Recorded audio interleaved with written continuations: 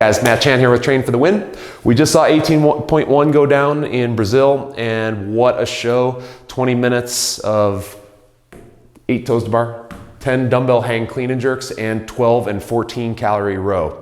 Let's break this thing down. First, with the toes to bar, it'd be a great idea to stretch your hamstrings so that your legs can more easily touch that toes to bar. Second, use a narrow grip when you do the toes to bar because it'll limit the forward swing that you get, which will also limit the total time while you're on the bar. This workout's gonna get very grippy, so let's limit the time that we're on the bar. You'll get a little more elasticity with that narrow grip. It may be a little more difficult to touch the toes to bar, so just play with that individually.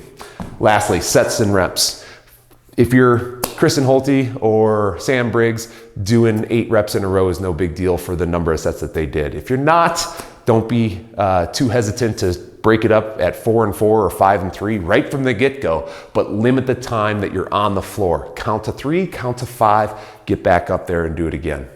Dumbbell hang clean and jerks. Okay, so this is basically a kettlebell swing to the shoulder and then catching the push press, the dip of the push press so that you can go overhead with the movement. Because of that, let's use a squat stance. So set your feet at shoulder width. Second, that hip hinge, let's make sure that not only do we use it on the way up with the power clean and catching the dip so that we can then go overhead with the dumbbell, but also on the way down, you want to bring the dumbbell down slightly in front of you so that it gets you back into this hip hinge position so that you can utilize the hip more than your bicep in the clean part of the movement. Lastly, reset the single movement. So as we bring down that dumbbell, make sure that you guys skip the shoulder, go straight down to between the legs. And as you transition to the second hand after 5 repetitions, do that in a single movement as well. That's gonna take some practice. This movement, most of us probably don't have the motor recruitment patterns dialed in yet, so spend time with a light dumbbell just practicing.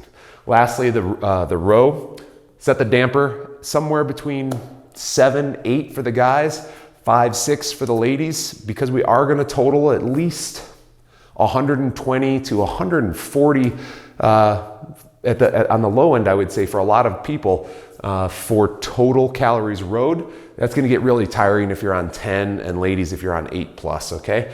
Look at your calories per hour. That's what matters in this one. Try to maintain something. We saw Kristen Holte at 1,000 and Sam Briggs at 1,200. Look at the difference that made, okay? But if you don't have the capacity to row at 1,200, that 1,000, you gotta make up the time in the other 2 movements. Lastly, you saw Sam using a sprint start. Super smart, Sam. So we saw her sit down on the rower, get 3 or 4 short strokes where she's really driving through the heels, snapping the hips, and getting a quick pull. That got her calories per hour up higher so that she could start accumulating calories faster. Then she'd settle in at a slower pace. Practice it. Get on it. Practice that. That's really a good thing to do. And have a goal, okay? I think 10 rounds, you know, it's really subjective. So I'm gonna shoot for 10 rounds. We'll see what happens. And this is a great workout that we can do 2 times. So I'm gonna give it a shot tomorrow and then give it another shot on Monday. We'll see how it goes. All in all, have fun, be good representatives of the community, and good luck.